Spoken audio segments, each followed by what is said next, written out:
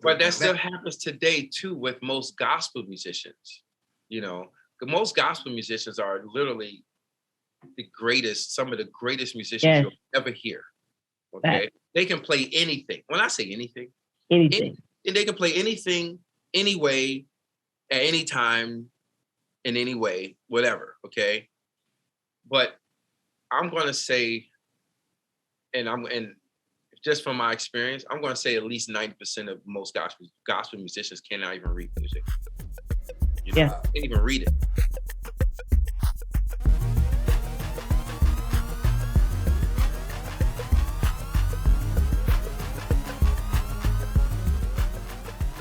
Hey, welcome to KROSS BARZ, the podcast where we discuss interesting topics with alternative perspectives. I'm your co-host, Big O. Have with me. Hey, Tanae is back in the building one more time with our special guest tonight, Mr. James Gibbs III, a.k.a. King James, the trumpeter, the educator, the composer, the producer, all-around multi-instrumentalist. Give it up for Mr. King. Absolutely. All right. Okay, I don't know. I heard in the street they call you the chocolate panty dropper. Is that true? If I saw panties dropping, I didn't. That wasn't true. All right. It wasn't it. Right. I don't know. Listen, I can throw some things out there. I just want to know if it was true. All right, yeah, you ain't even realize that. It's like, yeah, you know, the panty dropper. Like, whoa. Hey, don't get me telling the truth up here. Don't get me telling the truth. I was sitting there. We had to put a rated X on there, you know, listen, 21 over. I felt so uncomfortable. I was like, yo, did he just daydream of taking his girl in the video? He met a little Darren, he up there, I'm a man, girl. He gets the I've seen it. And I'm sitting there like, yo, my man's about to, let me walk up to her with it. Because I'm like, there's no defense with that. That's a cheat code. If you come up in there and you know how to play an instrument, you come next to the girl, like if you can sing, automatic. I think singing instruments, that's cheat code. Like, I'm going to keep it 100. We went to a performance down here, and Dwelly we was front row. I love Dwelly. My wife loved Dwelly. And I'm telling you, I was like, yeah, happy. Then we had the #1 Dwelly fan in the world sitting next to me. True story. She had to be the #1. She was, and I was like, yeah, get hype. I was hyping her up because I was like, I want to see something stupid happen. I'm with all the bullshit. Yeah, I'm with. All right, so I was up there hyping around, and she was hyping, and Dwelly was singing, and then he spotted my wife in the front row, and I'm like, hold up, I know that look. He's looking at her like she lunch. I was like, ho, because at first I was like, and he started singing too. I don't give off those vibes, so I'm like, oh, you looking at my wife? And then he came up, and I just looked at him like, okay, yo, I don't know what kind of party you think this is. Like, I'm not, yo, if you pull a flash in the 5 heartbeats on me, I promise you we'll be fighting in the front row. All five of your little self, Dwelly. You know, I'm like, yeah, you little entertainers, you're smart. I will knock you clean out. And that man looked at me, gave me a wink like, chill. And then said, and I was like, you know what? Never again I ever want to be in the front row with one of these R&B singers. I would say this. I toured with a number of years with one of the best in the game, and he goes by the name of Joe. And oh God. Oh, I'm not sure. Mm-hmm. Let me tell you, that experience is really from the outside looking in. To be honest with you, actually, he was doing you a favor. I'm gonna tell you exactly why. Because you know all the songs that Joe, sung. Yeah, I know. I got it. And it can be very intimidating. Your man won't get right.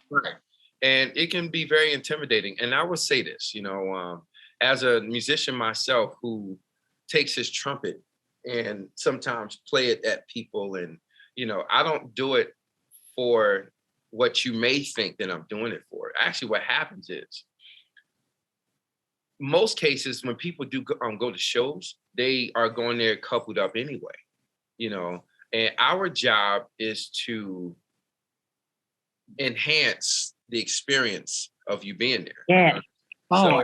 So if I see a young lady in the audience as a what they call super straight man, I think they call it now, because there's a term called straight and super straight.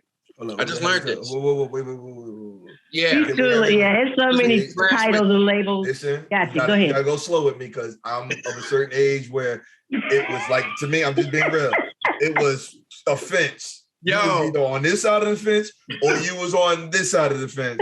And if you was teetering, we just pushed you on the other side. Okay, no. Okay. No, now you got letters and stuff, and I don't know how, like my math is not that good, and now they put numbers, we got symbols like Q, a plus, and I don't know I don't really remember how remainders All right, so super straight. Explain it to me. Super straight. Okay, yes. But there's a term, check this out. I just learned this last week, and this term has been out for a while now, okay? So you have a straight person, okay? Then you have a super straight person.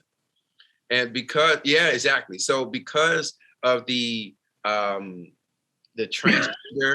community now, yes, a girl was not born a girl, but a guy is dating her now, he's still considered straight, okay? Oh! Right. I'm following you. Oh my, wow. But now, if a guy like myself, who is with a woman from birth on, is considered super straight. I think that came on TikTok. I think that started on TikTok with that. I'm serious. Like, I get it though. I get what you're saying because the man was like, "Well, she's a woman now, so it's a woman. So I like women, so I'm straight." Okay, wait. Yeah. I got you. I'm with you. I'm with you. I got questions. Okay, so I got it. So the man's dating a woman, but the woman was born a man, but now she's a woman, so she had the operation, right? Yes. Okay, so she's a woman now, and that's what you're trying. And he's still considered straight. So he's still straight. Okay. He's still a man, and that's straight. I can understand that because why? If she had the operation and she has all women parts, I can understand that. I just couldn't understand the what's my name? The gender dude. I mean, woman or that's just transgender. That's all. Yeah. Okay, no, because he was still dating. Like when he got divorced, and he said he was a woman, but he was dating women, and I was like, I'm lost. Like I was real lost, and I was like, so he's gender fluid, whatever he feels like, and we're gonna. That's a whole other topic. But that's a whole. Okay, so really check this out. So you have gay and you have super gay. So now he's. You went too fast. You gotta break this down. I got you. Okay, God, you I learned this last week. Super gay. Hold on. We listen. Yes. Okay, go ahead. So gay is a person who would date, because remember, he used to be a guy. Okay. Well, I think he is. He didn't ever get cut off or anything, like literally. So isn't he still a guy technically? He's a woman. He's a woman dating another woman, which is considered gay. But he wasn't born a woman being with a woman that he'll be called super gay. I got another question because I got you. You call him a woman, but I just mentioned he didn't have a surgery, so is he still considered a woman? I think he's still considered a woman. Yeah. Okay. Okay, I looked it up for y'all real quick. Super gay is an orientation that falls under the supersexual umbrella, meaning that they are attracted to their partner's sex. Super gays in particular are homosexual males who are attracted to a complementary suite of male primary and secondary characteristics. Yeah, long definition. From sexualityfandom.com. Let's go ahead out. So yeah. Okay. But anyway, so we learned some new words. We learned some new words. I gotta learn all the modifications, but yeah. You do. I know I'm super straight, so. Okay. So, I'm married, so I don't know what I'm considered. I'm a married. like I'm gonna make up a word for y'all so y'all can put it in there. I'm a married sexual. All right, I'm married, married sexual. Like, all right, I'm married, and I'm married to a woman, and she was born a woman. Yeah. Right. Right, so you're just super straight. I'm super married. No, I'm super married. I want to make sure that's known. I'm super married. Gotcha. Okay? Indeed. But, so you were saying but I do identify as a wealthy man, even though I'm broke as a mother. But I do identify as being very wealthy. I got wealthy tendencies. Exactly. You know what I mean? And so you were talking about, I want to back up. Oh, hold on, because he was talking about making it an experience. Okay, I got you. It is. He was talking about making it an experience and what they're going to do at the concert, and you're in the front. That's where we are right there. And he was saying, there we go. Right. So being that, I, as a musician, if I'm playing at a woman, because I'm not going to play at the guy, you know what I mean? That's where the whole super straight thing came in. And I said, I'm not going to play him, you know what I mean? But I'm going to play her, and most of the time, if not all the time, it's really me playing at her for him. You feel what I'm saying? So bars, I'm with you. So it's to really enhance and make you or you all feel special, you know, because of you paying with your time or money. And so now what I want to do, or what we actually do, is we actually take that level and bump it up a notch by focusing on, you know, certain people in the audience that we can actually hopefully bring a better experience to. So when you have people like Dwayne or Joe, you know, because Joe would go in and he would start singing, you know, to a woman or whatever, and the guy would be like, yo, chill out on that, dog. You know, he's like, yo, dude, I'm here to enhance you. I'm helping you out. This ain't about me. This is about me making y'all feel that much more special. You know what I mean? But a lot of guys would get very intimidated because they would think that now the girl's now going to just up and just get out of her seat and then start walking with him backstage. No, that's all in here, because that doesn't It's happen. fantasy. It's fantasy. You're creating an image. You're creating. That sounds real good, Mr. James. However, I saw the 5 heartbeats, and that girl passed out when Flash left. You know what I'm saying? When JT went down there and was battling with Flash, and he left his coat with her, and she passed out in the front row. That did not enhance the experience for the gentleman. That's why he got up and left. Well, I would say he had an L intention. There are levels. There are levels to it. Okay, all right. Yes. But that is so small.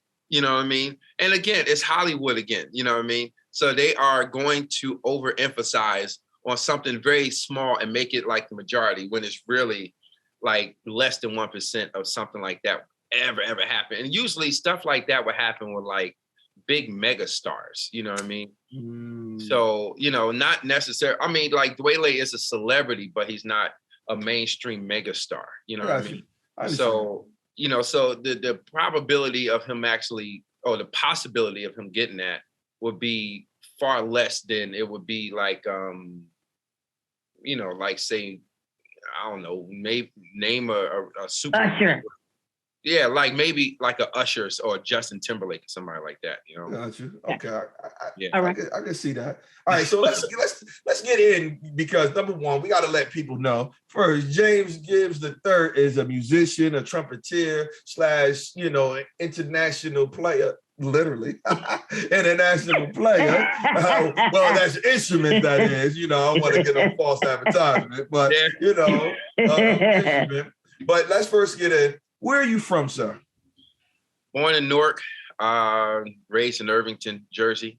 Okay. My mom, she's from the South, Georgia, Augusta, Georgia. My dad is from Newark. So talking about a traveling player, my dad, he was an Army guy who was stationed in Fort Gordon for a weekend. And so my mom at a bar, and then, hello. Okay. So and he say that. You know what? I want to say this. He said your father was military, and that's where the kind of trumpet really got their first start. Is really, really related to in the beginning military stuff. I just want to say.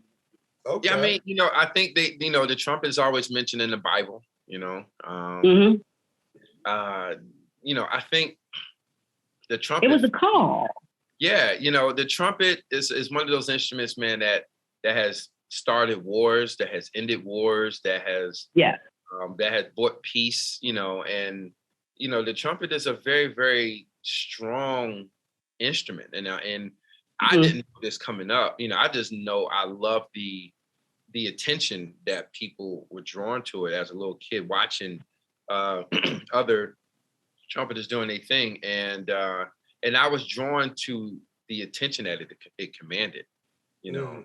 I know a lot of people like the saxophone or whatever be the case, but the saxophone to me is just an instrument that has just been made commercial, you know, but the trumpet to me has a certain spiritual influence that, unlike any other instrument, maybe besides the trombone, you know, I like that. I like the spirituality of it. That's why, you know, I love the instrument so much. Okay, so you did mention that you was from Newark, so I got to ask a real serious question. All right, how many felonies you have? Because I haven't met too many people from Newark without felonies. I'm messing with you. Stereotypical. Yo, see, like you about to answer, like, you know, back in my life. I used to be a fighter. I used to be a trained fighter.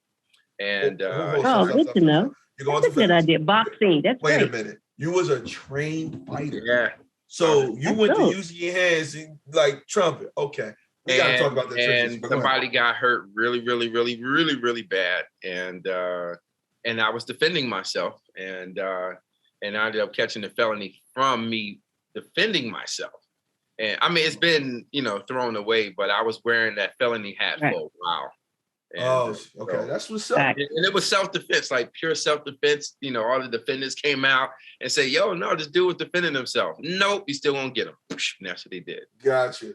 The catch was I was trying to make light of it because I got a running joke with everybody from Newark. Like anytime somebody say from Newark, I got to say something criminal because Newark, I'm from Plainfield, New Jersey. And like people from Newark always tease me about being from Plainfield. So it's like we always have to give a little jab in there, but it was no disrespect intended. No, it's all great. Yeah. All right, cool. Now growing up in North Brick City, aka, you know what I'm saying? Yo, listen, we really do this, you know what I mean? And we got the best steak and takes in the business.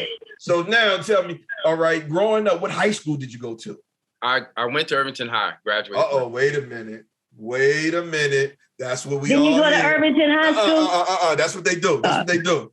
That's what I heard. This one cat told me he was from Newark, and I was like, what high school? He said, Broadway. I said, Only people that get to claim is Irvington, East Orange, because they right there in the pocket, Maplewood, you'll get that off. Anytime you step too far out, I'll be like, Roselle, nope, you ain't getting it either. Roselle Park, Broadway, nah.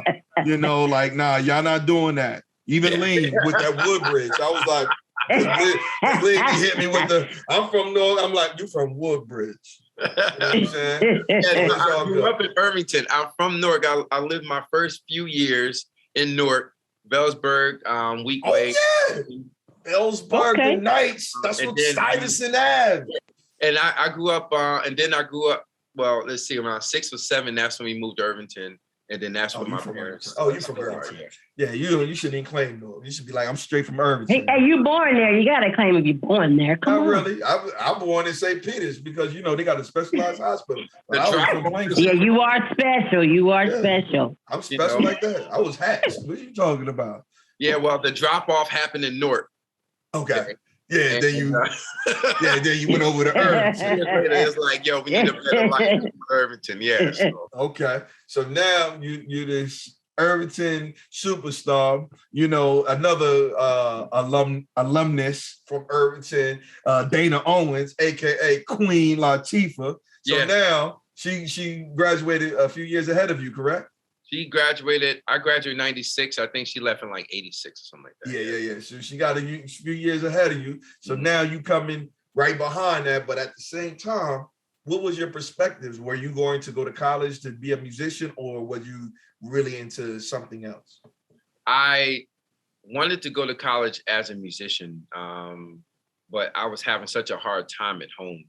And an old friend of mine, we're no longer friends. He said, look, if you want to go to college and get a degree in something that you can always work, you go for math and science. So I checked it out, and I really sucked at math, but I tried it anyway. Ended up graduating with, a couple of math degrees, and but coincidentally, I'm actually in school right now at NJCU as a student, getting my music degree that I never finished, but I finished my math degree. Hey, Bars, come on, give them up. It ain't never too late. It ain't never too late. Okay, so now, congratulations, sir. With your pending math degree, will you actually? Well, what will you do with it? Let me say. Actually. Well, I already have math degrees. You got that. No, I apologize. Your music degree. Music. Okay. You know what? I wasn't for a long time. I wasn't going to get a music degree. But what influenced me to go back is in the culture of especially jazz music, or I'm going to call it urban contemporary music, hip hop, gospel, R&B. The influx of non-Black people learning Black culture is at a level so high that I feel like by design, Black culture is being snuffed out from the people who made this possible. And I'm seeing this, and this is literally on a weekly basis, you know. And I said, you know what? I think all of this is by design. So you know what? I can't just become a music teacher, just walking in, even regardless of all of the stuff that I can do and have done. I still have to follow a certain protocol to get the paperwork to become a music teacher or professor. And I say, you know what? I'm going to, you know, put up the math thing and do the music, because I have to go into the hood. You know, I have to teach, you know, Black people about who they are, you know, and I'd rather have like a HBCU and start in my career that way, because I feel like that's where I can have the most influence. As far as like public schools and all that stuff, I don't think I can really have that much of an influence with high schoolers and junior high schoolers. That puberty thing, I don't think it's something I want to deal with. I hear you. I'm gonna go. I'm gonna have to F one of them kids up.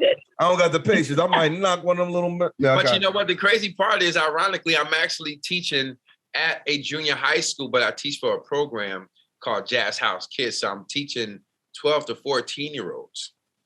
Okay. And in Patterson, and I'm absolutely in love with my students. You know, we have such a great time. But I think we're having such a great time because I'm not under the bureaucracy of the Patterson school system. Okay. Or the state. That's good. That's good. And so now I get the leisure to now, you know, do what it is that I need to do to give them the message the way that I need to give it to them, and not what Patterson or the state of New Jersey is saying how I should give it to them. Right. And the results is through the roof. Okay. The children that are in your program, are they there because they want to be there, or are they placed in there because of an elective assignment? They want to be there. So the name of the company that I'm working for is called Jazz House Kids, and I'm based out of Montclair. And these kids, you know, these kids want to play instruments. They want to have fun, man, and they chose the trumpet, you know, or the trumpet chose them, whatever. Chose them, yeah. And you know what? They show up ready. Like I've never seen a twinkle like that. You know, I don't think I've ever seen a twinkle like that. And most of my students are girls. And let me tell you, they are tearing these boys up. They kill them. They are focused. You hear me? And they are serious. And I mean, I got a couple of boys in my class too, but the girls is really representing real hard, man. And and they are in love with music, and I am in love with their spirit and their desire and their passion about it. So and I only do it twice a week, you know. So it's not like I'm doing this 5 days a week, you know. So that separation also helps, you know, the connection, because, you know, if you're with a bunch, you know, if you're with the same students every day, 5 days a week, you know, you may start losing the connection because they've taken your presence for granted to a certain degree as well too. So that's why I'm doing it only 2 days a week. I mean, I think that's good too, because the females, there is a female jazz player, and I think she's not very many. I think she played with like Dizzy Gillespie. Her name was like Clora Bryant. Clora Blora, Clora Bryant. Okay. She actually was one of the only, or the first African-American female to perform with Dizzy Gillespie and Charlie Parker. Wow. Okay. So that's a good thing. And I didn't know that. Just in the research looking for stuff from you, I did run into that because I didn't know any. When everything I Googled was all males that popped up. Like, you have to actually put in female trumpet players for it to, but she was an American jazz player. Yeah. Yeah. The whole thing, but it's cool. That was cool. So that's good to see that there's females actually coming up into that. But I thought that was pretty cool. I mean, guys are always going to do what they do. That's just what it is. You know, guys is going to, you know, because, you know, there's a saying that, you know, guys are into things and females are into people. You know what I mean? So, so being that the trumpet is a thing and music is a thing, you know, that's why guys pretty much gravitate to it more.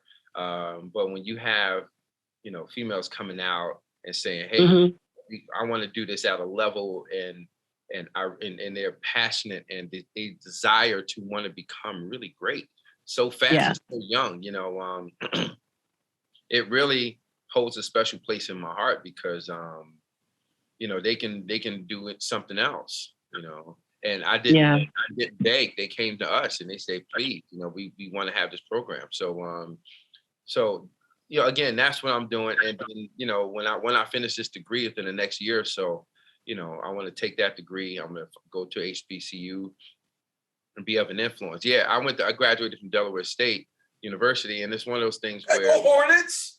Yeah, I'm a Hornet. Yeah, and condolences. And it's one of those things where, for most HBCUs, they tend to only follow the paradigm of what's more exciting. That's usually like the marching bands and the drum lines and all that. North Carolina A&T State University. He's an A&T, you know. I'm an A&T. You gotta bring it up. Guess what? I was actually a Shaw Bear for a year. Shaw Bear, okay. Always respect to Shaw because that's where we originated from. Yeah. Gotcha. I was a Shaw Bear for a year, but you know what? I need to take, because you know when you get to these marching bands, and I did marching band from high school, junior high school, college, Delaware State, and all they know high and loud. You know, make it very dynamic, make the people want to dance and things of that nature. But I think that's probably where the interference come in, because it's not teaching culture. It's not teaching the essence of what this Black culture really is. I think it's just a way of just saying, it's just a way of just showcasing just entertainment and using the HBCU, the marching band, to attract, you know, more dollars for that component only and not necessarily the culture, you know. So I think that's probably why I want to go to HBCU, because I actually want to try to help realign, you know, this social construct when it comes to how HBCUs are showcasing in their music, in their musicality. Because a lot of people who get out of those schools after they graduate, they tend to become marching band instructors at high schools and things of that nature, and they kind of still stay in that thing.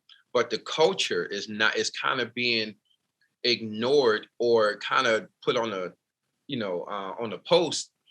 And this is where non-Black people are now taking advantage of the essence of the culture, and now they're teaching their people about the essence of our culture, while we are teaching our people the flamboyancy and the superficiality of our culture.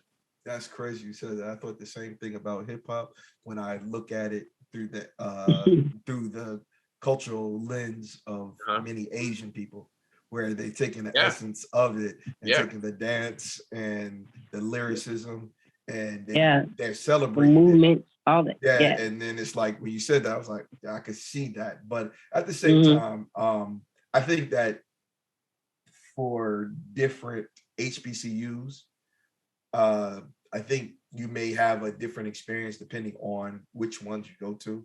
Because, like, for instance, if you're talking about the entertainment component, I do respect it and understand, because if you don't put butts in the seats, you know, you're going to get subpar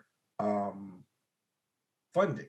And I know as far as my alma mater, North Carolina A&T State University, during homecoming and big events, we always looked at our band as, you know, like, man, we play some whack stuff during the big events. And it seems like if you come to the other games that may not be as big, it seems like they're getting down and, you know, we're in the stands. And, you know, it may change from time to time and what audience you're trying to attract. So for instance, we're no longer in the MEAC. So we're playing Coastal Carolina. We're playing these other schools a little bit more often. So now when our band shows up, it's like the other schools like, we heard about y'all, so you better put on a show. But at the same time, I saw that other bands, especially at PWI, sometimes they actually want the accolades that some of the HBCUs have received. And I actually started listening intently, like, you know, trying to hear it, because I had this conversation with a couple of people who played in bands. And I actually really enjoyed Ohio State. And I was like, man, their musicianship is very awesome. Like their band is like crisp. So if you know, understand, like being a band that's that large, sometimes it's just loud. You know, like back in the day, we have Southern. That was one of their things that we're known for. But Southern also knew their formations. They were known for that. FAMU was exciting because they would go through a plethora of things. A&T was more of a technical school, whereas we would do things in more technical fashion. So different schools get known for different things. So I think that the exposure of what school you go to made you say, well, you know what, this school may need a little bit more. So I'm not too familiar with Shaw or let's say a St. Aug or even Delaware State that much, because I only known them from playing. And I didn't even, just being honest, I played football, so I didn't see the band until I graduated. You know, so I was not familiar with it. I think the only thing to expand on that a little bit is Black people are multi-layered. You know, we're definitely onions, you know what I mean? And all of that is a part of what makes us special as people. You know what I mean? So it's not saying to take it out. No, keep it right where it is. But there's some people down here who doesn't necessarily want to be a part of that. You know what I mean? That loves the jazz, the you know, the more cultural aspect of the music that is completely being overlooked, that are not getting the type of notoriety that, you know, I think they deserve to receive, you know. And I'm be honest with you, like at the PWIs, they get it all. It's all under that one umbrella, you know. So like, you know, even with their marching bands, they're doing their shows and they're technical and they doing whatever they do.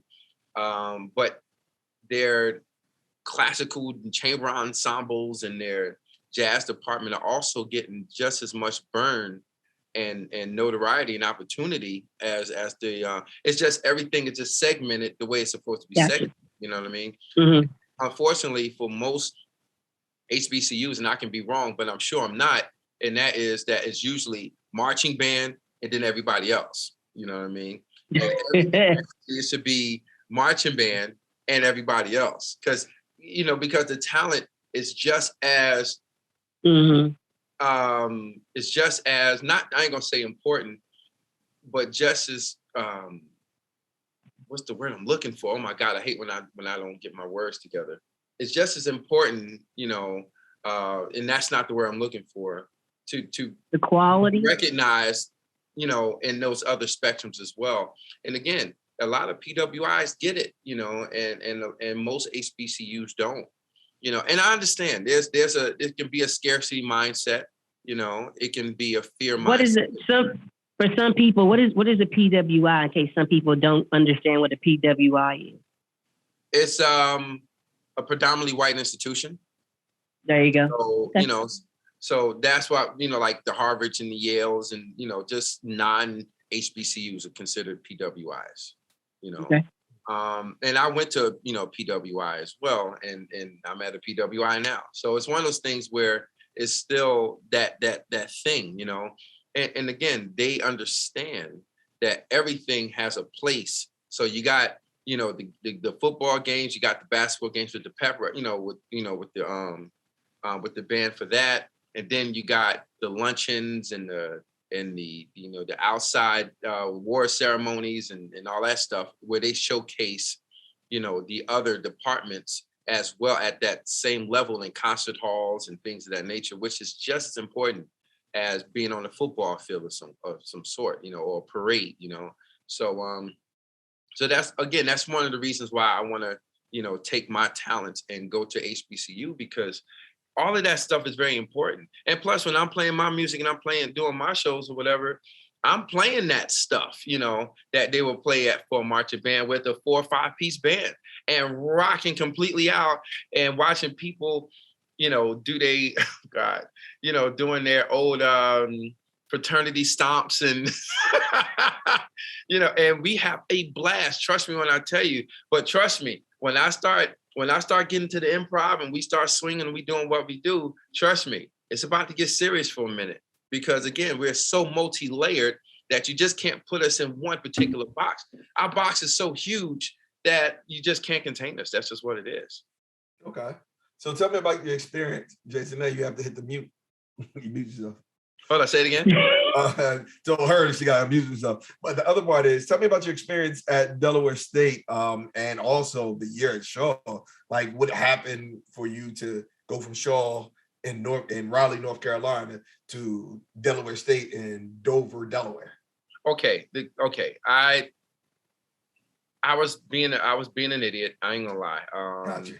So my first year, I went to William Patterson first. Oh God! You just did a tour. So wait.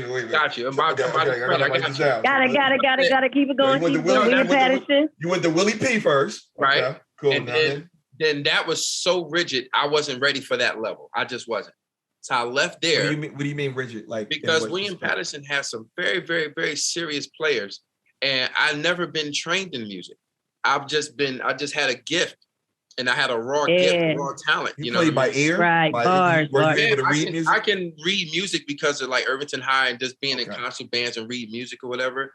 But there's levels to this music when it comes to the improv and expressions and learning the different genres within the music itself. Right. I've never been taught that, you know what I mean? And I was just barely exposed to it. So William Patterson, you know, has some students who are playing and who understood music at a level that I didn't even know even existed. And it was very intimidating. So I left there. And then my next school was Shaw. Okay. So now here I am. Now I'm at a level, but Shaw really wasn't. So, you know what I'm saying? Gotcha. So I'm here. Right. William Patterson, now Shaw. So now I'm like, now I'm bored, because now I'm far advanced in the people at Shaw. And then I went to Delaware State because a friend of mine who's a really great, kind of famous drummer and I ain't gonna say kinda, he is a famous drummer in the jazz world. His name is Otis Brown. And he was like, yo, you know, Donald Byrd, the legendary Donald Byrd is at Delaware State, you know? So you know, you may want to go and study with him. So here I am, Shaw, okay? And now I go to Delaware State, and it kind of leveled off a little bit because, you know, Donald Byrd was that piece that I needed, you know, for me to connect, you know, for what it is that I already knew, you know what I mean? And so, you know, unfortunately, like with Donald, you know, it was more of, he couldn't really play. Like, he didn't have the thing. He couldn't really, his sound was pretty bad from, I guess, whatever happened to his muscles or whatever. But he knew music very well. And that's how I learned, you know. And then, of course, you know, outside influences and things of that nature. So Delaware State kind of gave me the balance that I needed, you know, for a short period of time. And then when I graduated, I think it was just about me just going out here in the world and just kind of learning from the streets, you know, because it's, you know, once you get out there in them streets and you get in those clubs and you know, you get on right, man, you think you know something. You don't know nothing until you have somebody in a bar, you know, or who knows more music than you and can't play a lick of a note. All about yourself, you know, and then some. Dude, oh my God, it's such. If I can do it all over again, I would. That's how crazy. It's almost like going to a boxing ring, and you know you nice, you know, and bow. You cut you some bodies here and there, and then you get that one unassuming. You may get that 60-year-old dude who's been retired out the game for 20 years, and come in and just bow. Light you up. Yeah. If it wasn't for the fact he didn't have all the power he had 20, 40 years prior, he would have laid you out. But he did give you a couple of shots that you saw a couple of stars. Got you. Yeah. So now, looking at your journey, and you saying that, you went to William Patterson, and, the level of their musicianship and some of the players there, you were kind of intimidated. Then you're saying Shaw, wasn't what quite you expected. Then you found the perfect mesh with Delaware State.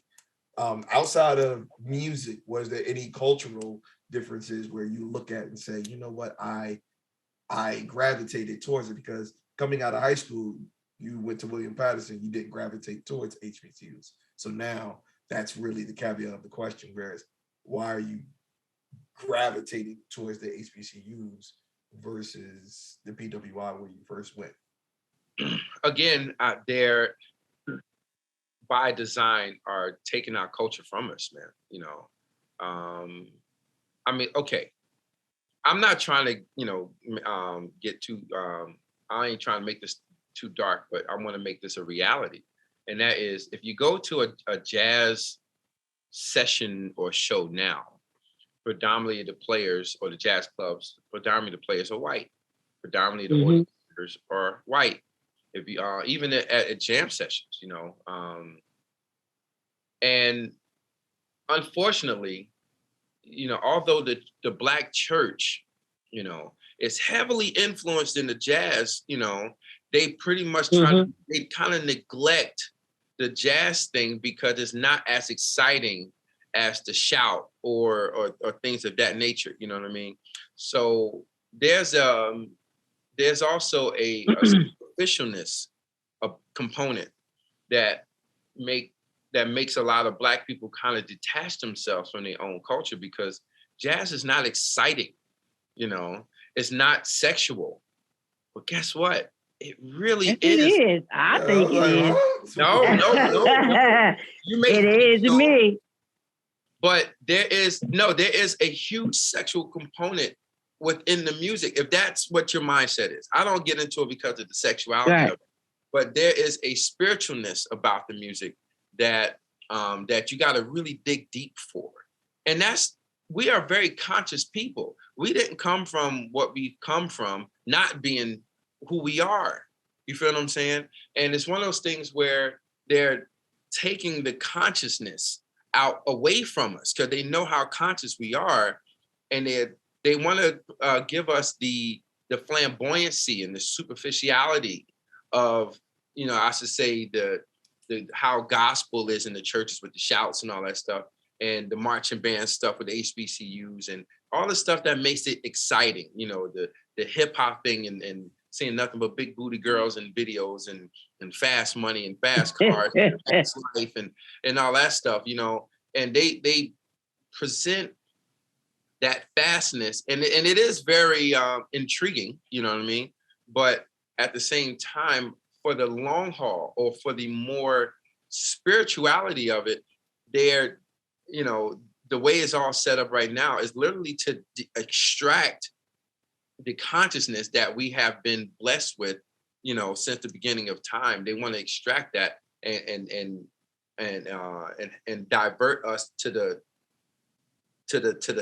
essence of the other stuff. You know what I mean? Which is, it's all good. Trust me, I've been there, done that. Trust me, and it all comes.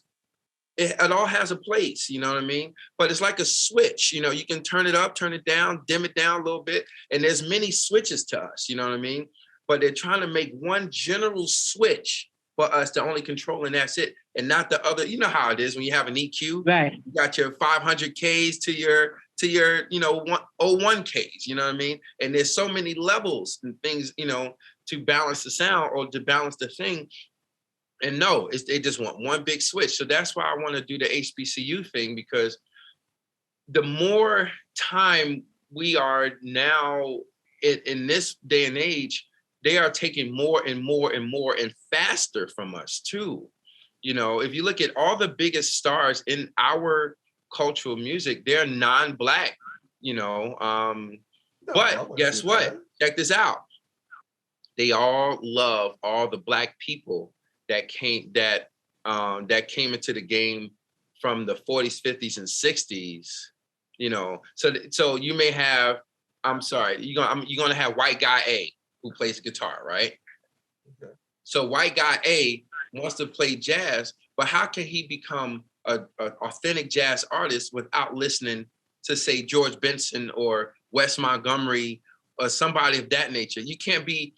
That's like Chinese people taking over. You gotta dive in the culture. Yeah, you gotta be a part of the. You gotta dive. Right. That's like Chinese somewhere. People reggae. Like, how's that going to work? You know what I mean? It can happen, but is it right? You know, you taking reggae from Jamaicans and putting it in the Asian community. Like, I think it's just because we're not putting it out. You know what I mean? I think we're not. What you say? Not there though. We're not. Right. That's what I was gonna say. That's what I was gonna say. You know, my dad played a lot of jazz music. I hated it, but he played it every Saturday or Sunday morning, or even Friday nights for that matter. And so when I started getting into the music myself, I noticed that was the essence of why I was getting into the music, was from that music that he kept playing. But yeah, well, he played Forget Me Nots, Patrice Rushen and Isaac Hayes, and of course the Michael Jackson. And yeah, he would definitely play that. Where he played the New Jack Swing and LL Cool J and Eric B and Rakim. Yeah, we heard all of that stuff. The club music, You Are My Friend, Follow Me's and all that stuff. Yeah, we heard all of that stuff. But there's so many levels to who we are as a people in the music culture in general that you can't contain that. Only thing you can do, our cup has runneth over with, and we reap talent, we reap blessings, you know what I mean? And now in today's age, from what I see, they literally are taking those resources from us and dispersing it to everybody else, because they know that we're not being exposed to our own culture by our own people for the most part. Right. Yeah, that's what I was going to say. It's up to us too. Like, we have to put it in. So I'm glad you're going to go back and do that. When I came up, there were programs and stuff that are around, but nowadays there's so much technology and you're so distracted from actually, working on what the media presents is what's popular. They're not presenting jazz. They're presenting your hip hop and your R&B and your rock or whatever else you got, your pop. They're presenting that. But in our communities where I'm from, I've rarely heard jazz at all. If it wasn't played within a family member's home, you didn't hear it anywhere else at all where I'm from. I'm from West Virginia. Yeah, that's a different little thing, but it is cultural. We had to reach out a lot of times to find that. And so sometimes it's us, even the people who, we got African Americans here who own restaurants and bars, but how many jazz bands do they bring in? They bring all the, your R&B, but the jazz is considered maybe too mature, or you got to dress up, or it's going to cost too much money. Maybe I don't want to do that. There is negative, kind of things associated with that. Well, I will say from the inside, okay, I had a show last night. Before I make this point, I had a show last night. And I always get asked, what type of music do you play, right? And so depending on what the situation is, I'll tell them, well, that's the music that I'm playing for this situation. But this one guy asked me, what kind of jazz do you play? And it threw me off. I don't know, you say, you playing the B.B. King type of, I'm like, no, B.B. King is blues, and I didn't really know how to answer the question because I've never been asked that before. Contemporary right, but I did not know how to answer it, So, but then I said, give me a second. Oh, I see. The type of jazz I'm playing tonight is like the Mo Better Blues, Love Jones type of thing. Before you know it, the whole table said, oh, I get it. So understand what I'm saying. Spike Lee did a wonderful job exposing Black people to their culture in the mainstream in the 80s and the 90s. Okay. He had the jazz bands and authentic jazz bands in his movies, okay, with real players. Bill Cosby did the same thing for the Cosby Show. Absolutely. And so Black people don't mind being educated, but I think it has to be presented to us in a mainstream form in order for us to see it and get it. Unfortunately, a lot of Black people don't want to do the research to understand who they really are, because now you got to work, you know what I mean? And so now I think mainstream media noticed this crutch about us, you know, and say, you know what, we can put this jazz stuff, say on Netflix or Hulu or something, and we're gonna put it way in the back. It's there. So, you know, let's just say a jazz enthusiast like myself say, well, Netflix and Hulu and whoever else ain't doing this for the jazz community of Black people. Like, oh no, we got it. It's here, you know. I mean, you may not be in the forefront, but it's on here. Look, I just sold you 30 movies, right? Out of 300,000, but you got 30 in there. So it's in there, you know.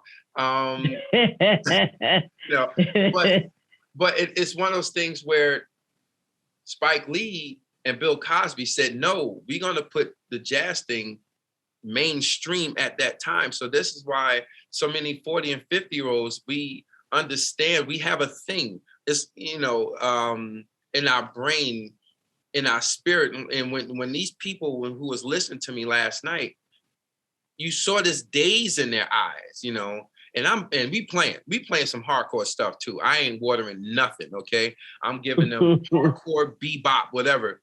And they sat there like, holy crap, I did not hear this stuff in 30 years, you know?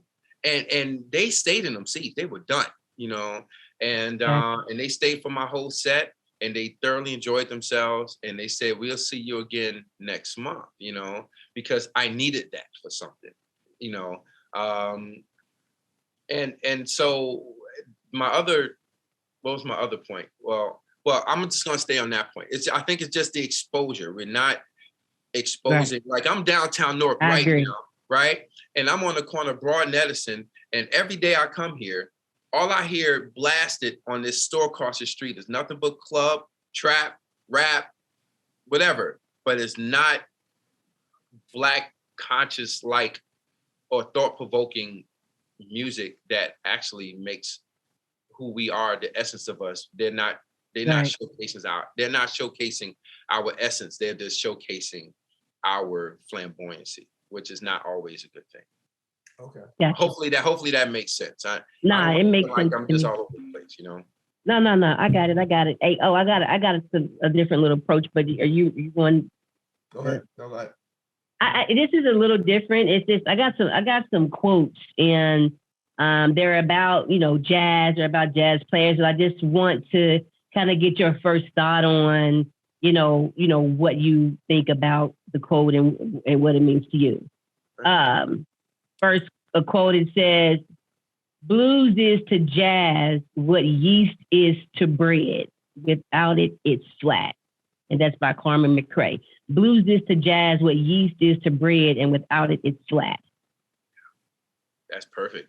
That's bars. I mean, I think Carmen McRae, I think she would have been a dope battle rapper.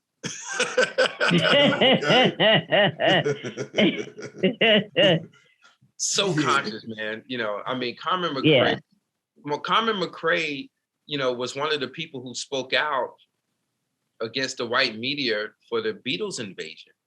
You know, because Black musicians were making so much money back at that time that, you know, our music was so powerful back then that, you know, when the Beatles came in, it literally wiped us out, you know what I mean? And Carmen McRae was one of the leaders who spoke out about that. And of course, Nina Simone, you know, look, let me tell you, man, Black women, man, oh my God, dude, like, you know, black women are, or were, you know. Watch yourself, be, okay.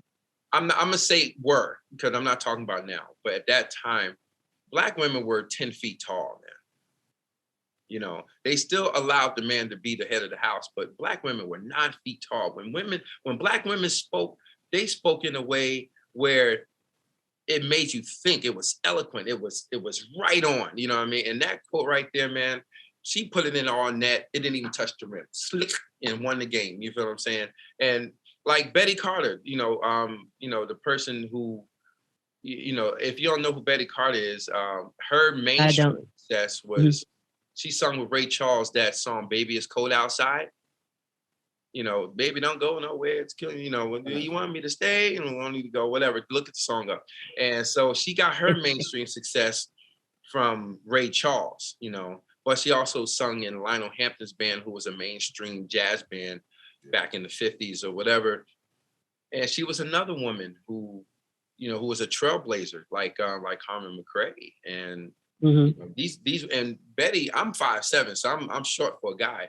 But Betty was like 5'2", 5'3", but she would control a room of 5,000 people, with her little. Let me tell you, I've never seen that in my life, and I've never seen another person do that. And guess what? I would never ever see another person ever do that ever again. Control a room. So if she wants you to cry, she's gonna make you cry. If she wants you to dance, that's the spiritual part of it, though, right? That's the spiritual part of it, right? My dude, you could not. You know how you get your people just cool. I ain't doing this. I ain't doing that. I'm gonna do this. You know what I mean? Nah, dude. Well, Betty, I don't care how cool you think you are. She gonna be like, yeah. She's gonna move you. I got you. She'll whisper to her musicians, play this song. Boom. Before you know it, done. Guys, it's done. Telling you. I got another one for you. I'll play it first, and I'll tell you what it is later. Miles Davis. I'll play it first, and I'll tell you what it is later. Miles Davis, man. I'm gonna get in a lot of trouble when I say this. If this is how I feel. Miles Davis is the. You ever fixed some eggs and ate an eggshell after you cooked it, and you digging in the eggs too, and then you get that crunch because you ain't take all the shells. You didn't know the shells is in the egg. You know what I mean? Right. Miles Davis, to me, in my professional opinion, not musically, I'm talking about as a person, what he brought to the game as a person, he was the eggshell in the eggs, man. And so when you have statements like that, I'll play it now and I'll tell you later, and that whole, just kind of like STFU and just, pay attention and just, I'm not a fan of that, man. I mean, it has a place. Like you find some arrogance in it. I see you smiling, oh. Yikes! I want to listen. I want to see how you're gonna clean it up. Because I like 20 questions just popped in my head. I was like, all right, go ahead. Yeah, I mean, but you know what? If you look at the things that he said for the culture, Miles Davis is God. He has done things that no other musician would ever accomplish for the rest of human life. But I will say that his level of narcissism, I'm going to call it, or ego, that still literally taints the jazz world to this day. Let me give you an example. Most trumpeters don't like each other. I'm a trumpeter. You're right? Better on Miles. That's most musicians. But guess what? There's really no unity among trumpeters. Why is there? And I'm being honest with you. A big part of that reason was because Miles Davis was probably one of the biggest haters in the game. He hated trumpeters. He clowned other trumpeters. He clowned other trombonists. You read his book, he clowned everybody. He hated everybody that played his book. Yeah. And wow. Now I have to speak to you. Okay. So now you said Miles Davis is the seashell. Now, outside of an eggshell. The eggshell in your egg. The eggshell in the egg. An egg. So outside of what is that, Charlie Parker? He was probably known as the greatest trombonist ever. Besides Louis Armstrong, but we have some questions on, Well, Charlie Parker was undoubtedly you can't even say argumentatively, he was the absolutely greatest alto saxophonist or saxophonist that has ever lived. Okay. You gotta understand, this music came out in the 40s under Jim Crow, under the New Deal. Right. reconstructions and all that stuff. Black people were in a really, really, really bad state post World War II. Okay, and you have to understand that that's when this music came out. So being that Black people had no real rights, no real civil liberties, and things of that nature. That's why this music is also so tragic with us too, because we couldn't be human. We were 3/5 of a human. Seemed like we were never ever going to be with everyone. We always were deemed lower value. You know what I mean? Although we are the greatest value, but that's just the Jedi mind trick of this whole thing. You know what I mean?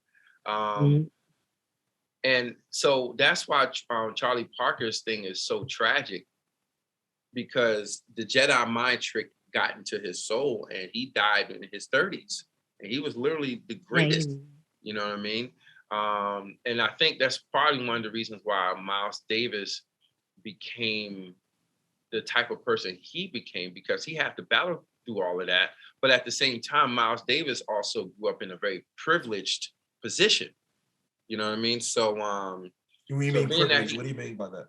Well, he grew up in a very privileged family. His family were upper middle class. Okay. He went to the best schools and had the best livings and things of that nature. Look at Miles Davis' upbringing. Yeah, He was spoiled and entitled. Trust. I've seen the movie.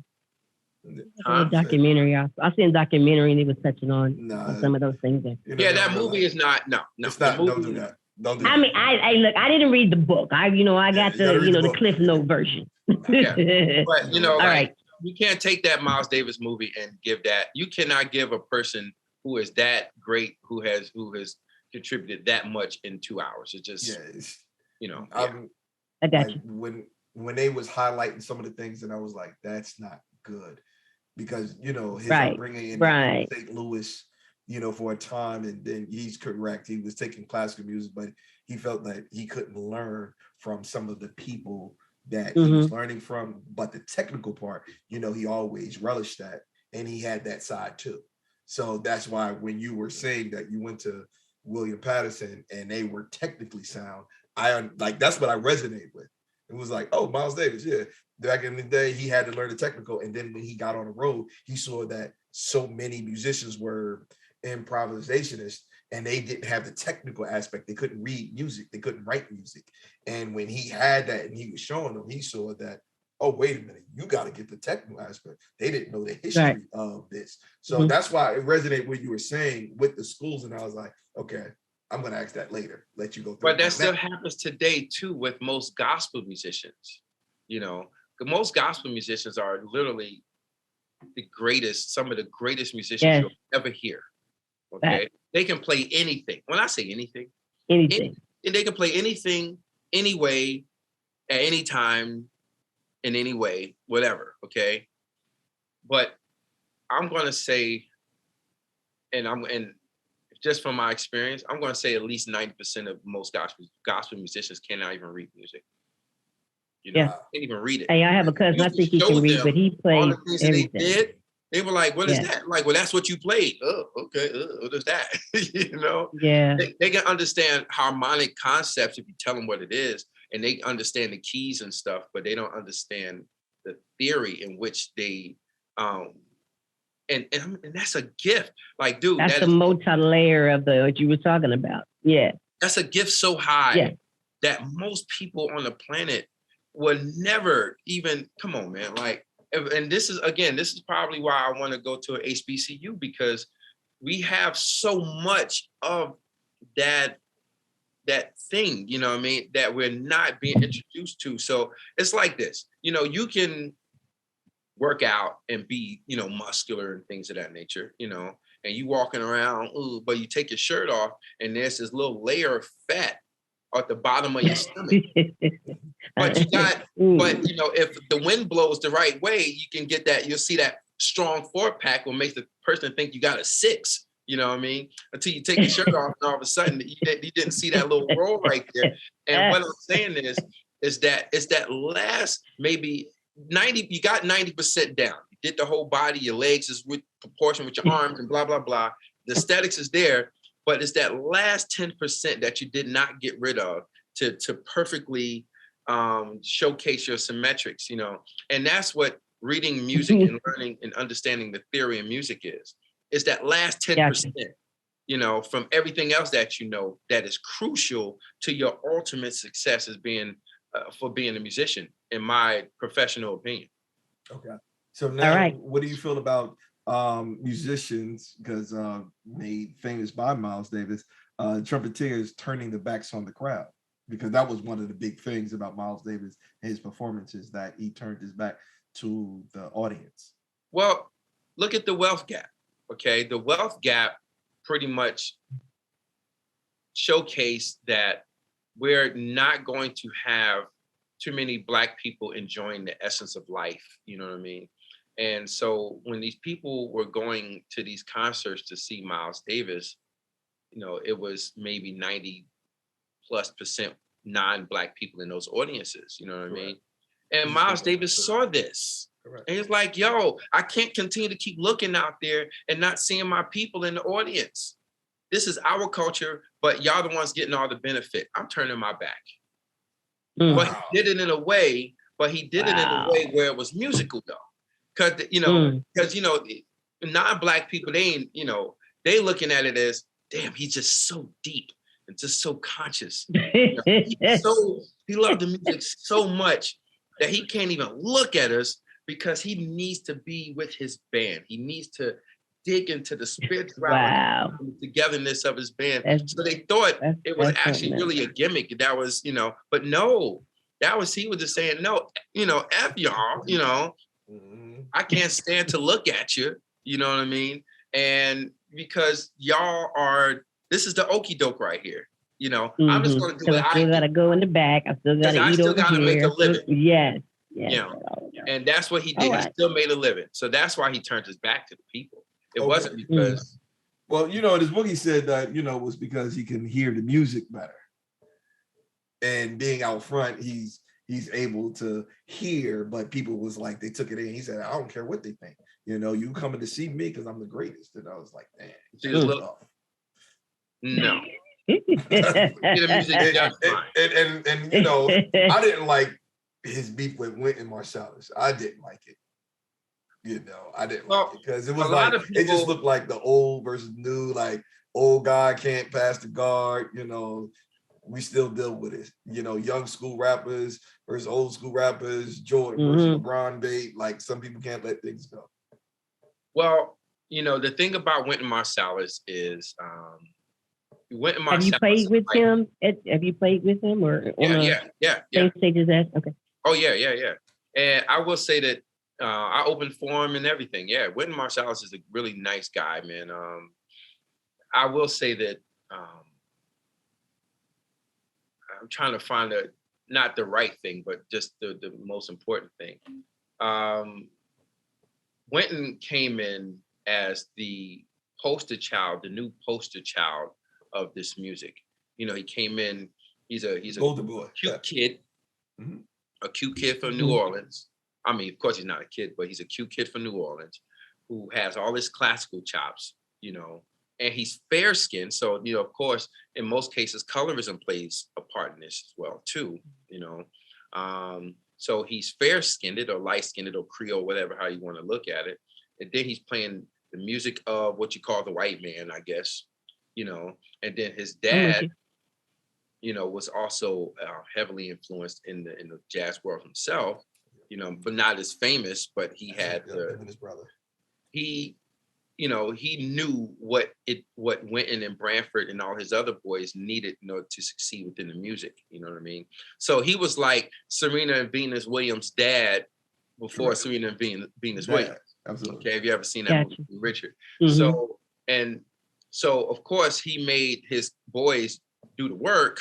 You know, yeah, you still had to get up at 6 a.m. and practice and do all of this stuff. He gave them all the answers to the test. He gave them all the exposure that he needed by using his own, whatever, you know, exposure he had.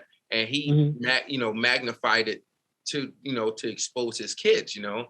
And Miles Davis, knew that, you know, Wynton came from a somewhat privileged background, maybe not as privileged as his from a financial perspective, but of music, you know. And yeah, Miles Davis, like I said, Miles Davis hated on everybody, man.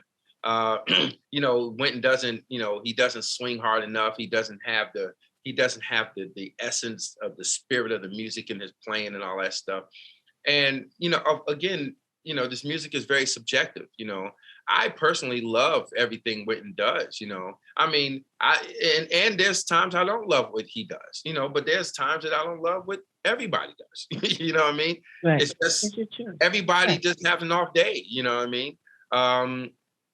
So I mean, like I'm a big fan of freestyle rap. Huge fan. I wish I can freestyle rap, dude. I would do that all day, every day. You know what I mean? I'll give you a beat. You know what I'm saying? And just spit right off the top at everything. I wish I had that gift. You know what I mean? But you gotta understand, jazz music is like freestyle rap without the words. You know what I mean? And yeah, fact. You know, you have to understand that it's literally cut from the same cloth. You know, and so not every freestyle rap you're going to hear sounds dope. You know, just like not every, you know, improv, you know, blues or something that you hear is going to sound really great, you know. Yeah.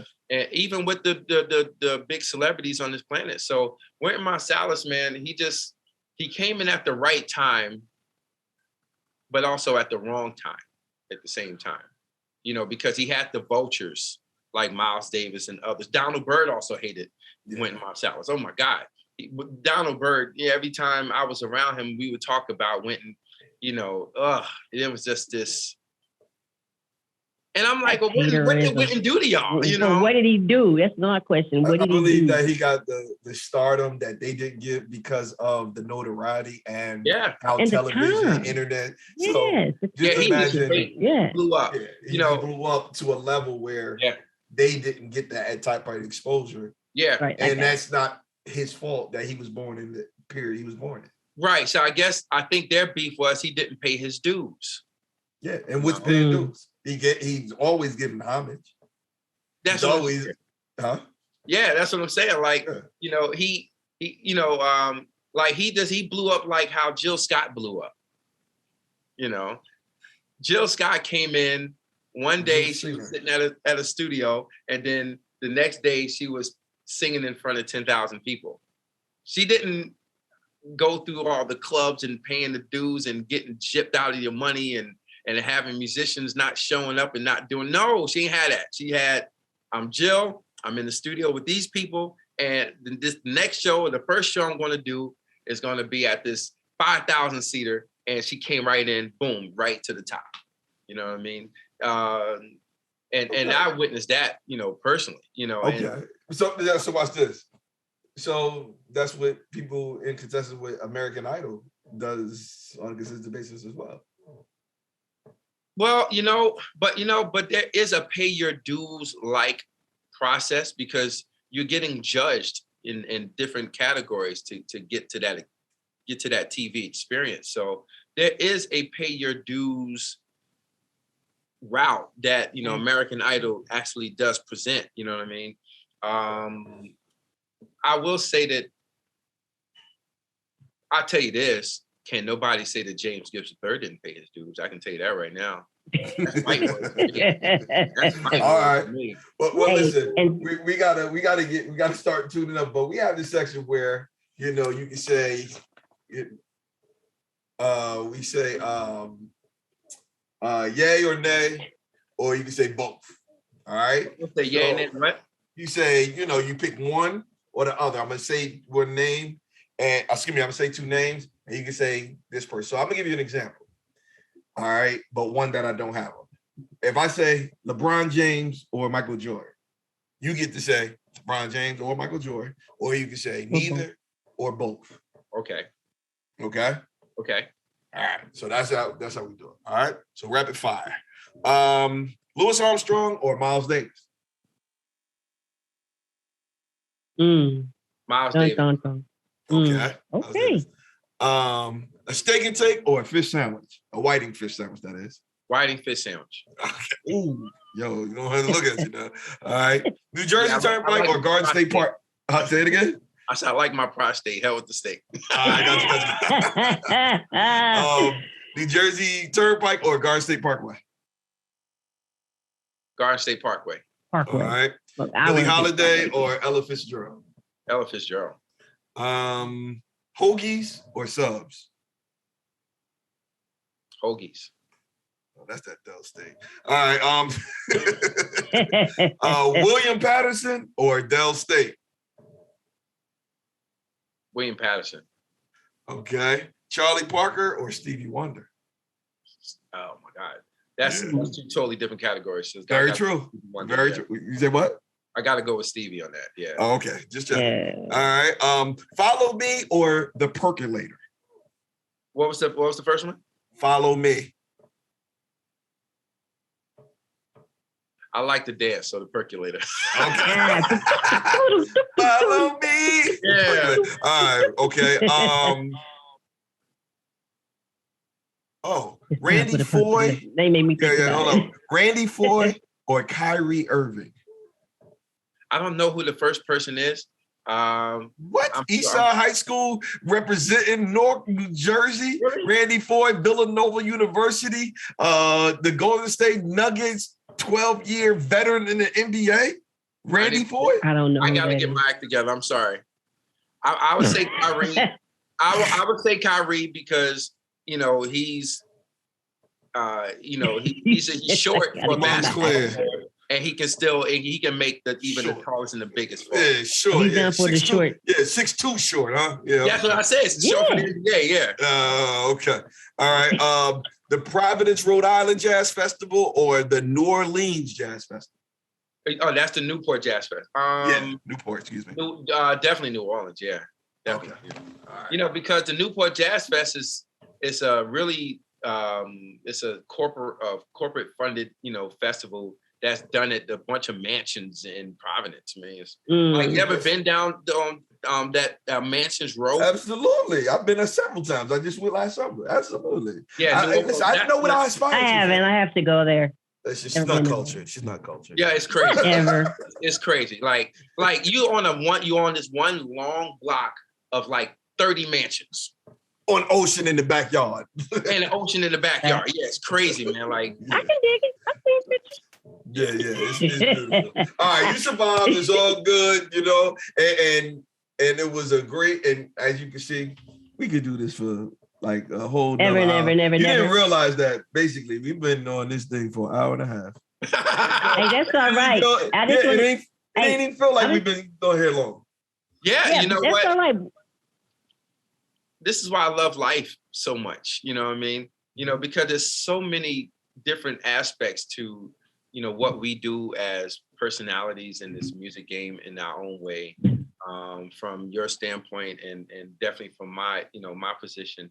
And it's one of those things where if a person don't understand now, hopefully they'll understand that this is all in the same cloth, really, same link. It's just multi-layers of it, you know what I mean? But it's all connected in the same way. And it's just all about trying to find the connection to see how all of this fits in. And I think this is probably why, things are the way they are, because somebody went in and took a piece out, snuck in and said, take another piece out, and then take another piece out, you know what I mean? And that's what's been happening with us for decades at this point, you know what I mean? And this is why shows like this is very important, because although I may not be, mainstream famous or whatever be the case, but I am respected within the industry, I would say that there's a ton that I can bring to the table from what I have, learned and what I've gone through in my experiences, from the other aspect that most people don't even think that even exist, you know what I mean? And but they don't understand that I played in stadiums with nothing like 100,000 people, seaters, and I played in clubs where it's only 10 people in, you know what I mean? Mm-hmm. Done it all and in between, you know what I mean? And still do it to this very day.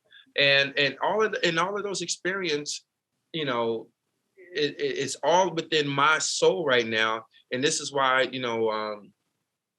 I'm really happy to be on you guys' show, and I hope we can do this again, because the culture, the people really need to understand the essence of what we really, really are in real time, you know.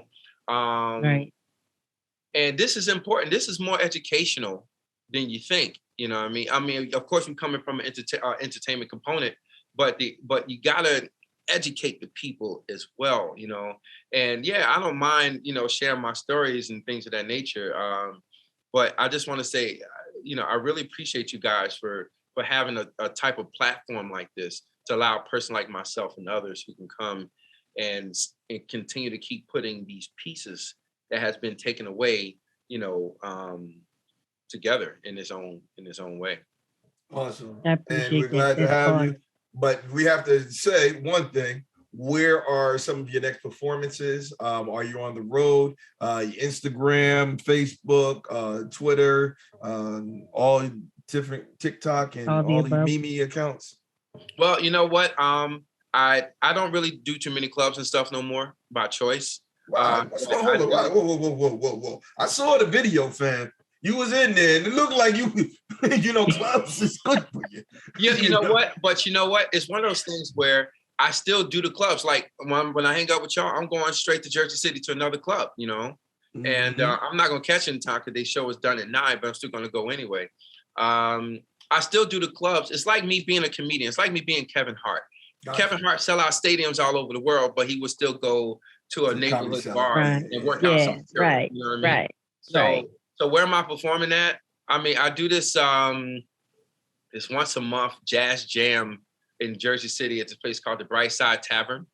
I've been doing that for like 5 years. It's only on the third Mondays though. Okay, so I just did it last night. Last night was a third Monday. Mm-hmm. And I've been doing that for a minute, and the show starts at 7:30.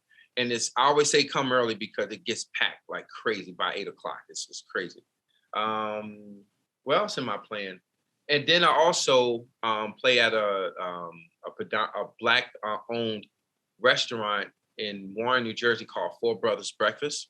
And I do a solo gig there. Like I have tracks and the whole production and everything. And I do that only second and fourth Sunday mornings between hours of 10 a.m. To 12:30. But sometimes I go to 3, depending on if the other group doesn't show up or whatever. So I do that every other Sunday morning. And I really like that because, you know, the connection that I get with the people from playing. That sounds like you compete with church. You know, that like church is like the NFL. Like, you know, Sundays they got a monopoly on that.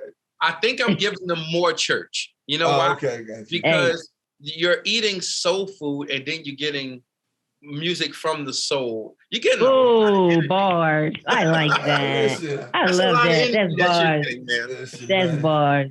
I don't want you getting no trouble up there, fam. You up there? No, I think that. You pulling them out the pulpit, out the tabernacle, man. Yo, look, I don't mind competing with somebody's church. You know, I think a lot of churches are nothing but foolery anyway. Unfortunately. All right, so use and opinion is that of James. Hey, look, I mean, it's a different part of the tap in. You tap into different parts. Like you said, we multi-legged. Somebody needs church for this, and then needs to jazz. You know, still use it, but you know, don't make that your only thing. That's my point. I'm down for it. You got to be open. I'm down for it. I'm down for that. I'm down for that. Hey, I checked out your chillaxing. Listened to a couple of things off of that one. I love that. Hey, we thank you for coming on. You know, sir, and I just want to say, you know, I just learned a lot. Is there anything else that you would like people to know about you or about, you know, your love for the music? Can you leave it with something good about yourself that people don't know or something like that? The only thing I want my people to do, which is very, very important, is to not only expose yourself to your own culture, but expose your children to the culture too. You know, this is very important. You know, there's an outcry for our presence within Black culture, you know, more than ever before at this point. You know what I mean? And I always thank the parents for bringing out their young people, whether they're Black or not, because this music And our culture needs to live on through whoever is going to keep it happening. You know what I mean? And that's the only way that we're going to grow, not only as a people, but even as a family too, you know, because, you know, people, you always would hear, yeah, my dad used to take me to the clubs when I was young. My mom used to take me here when I was doing this. You know, that seed is planted within their spirit. So even if they don't become musicians, just the essence of being in that thing really follows them as they become old and older and all that good stuff. Yeah. And you can tell within the spirit, you know, and last thing, like there's a security guard at the school that I teach at, and he doesn't know a lick of music, okay? But he'll tell you every instrument, every artist, every record, every performance, every venue, you know what I mean? This man knows him some Black culture, and he's just a security guard at school, you feel what I'm saying? And he is just enlightened just knowing that when he hear these young kids playing these notes and everything, he knows that it's going to develop them into something that they don't even understand at this point, you know what I mean? And again, this guy, you can see the essence within his being because of the exposure that he had when he was younger, you know what I mean? So so please expose yourself, expose the young people. I do have a page on my Facebook page called Where Can I Find Live Music? You know, so if you just put Where Can I Find Live Music, join that. And then there's another one called New Jersey Jazz Sessions or New Jersey, New York Jazz Sessions or whatever. And it's sessions, but there actually are shows, you know what I mean? And just come in and chill. Trust me, you're gonna leave out of there at least 3 feet higher. I promise you, especially if you go to the right one. And then y'all got me. So if you need that, you know, I can expose you to whatever. I know you, I can tell you that right now. I like that how you thought. I love it. Well, we thank you again for everything. Check us out again, everybody, at KROSS BARZ, KROSS BARZ, KROSSBARZ.com, TikTok, Twitter, all that good stuff. Thank you again, Mr. Gibbs, for blessing KROSS BARZ with us. That's all we got for tonight, guys. Peace. All right, y'all.